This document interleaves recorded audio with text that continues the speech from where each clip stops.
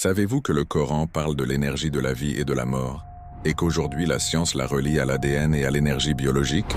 Selon le Coran affirme clairement que la vie et la mort appartiennent uniquement à Allah, et qu'elles sont parmi ses signes de puissance. Allah reçoit les âmes au moment de leur mort, ainsi que celles qui ne meurent pas pendant leur sommeil. Sourate Az-Zumar, verset 42. Et encore, c'est lui qui a créé la mort et la vie afin de vous éprouver pour savoir qui de vous agit le mieux. Qu'un Sourate Al-Mulk, verset 2. Ces versets montrent que la vie n'est pas simplement un phénomène matériel, mais une énergie spirituelle et physique que Dieu accorde à ses créatures. Selon la science moderne affirme que l'origine du vivant se trouve dans l'ADN, acide désoxyribonucléique, une molécule qui contient le code de la vie. L'ADN dirige la croissance, le développement et le fonctionnement de chaque cellule vivante. Cependant, la science est encore incapable d'expliquer comment la vie commence réellement dans une cellule.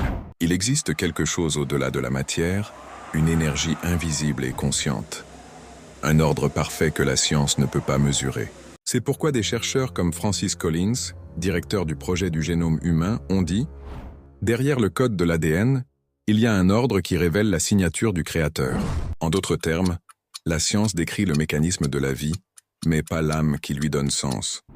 Selon la raison humaine comprend qu'une matière morte ne peut pas donner la vie par elle-même. De même qu'il faut une source d'électricité pour allumer la lumière, il faut une source divine pour donner la vie. Si l'être humain n'était qu'un ensemble d'ADN, il n'aurait ni conscience, ni amour, ni spiritualité. Ces forces viennent d'une énergie supérieure, Dieu. Invitation à la vérité. Le Coran nous appelle à réfléchir et à revenir vers celui qui nous a donné la vie. Ô vous qui croyez, revenez à Allah par un repentir sincère. Sourate At-Tahrim, verset 8.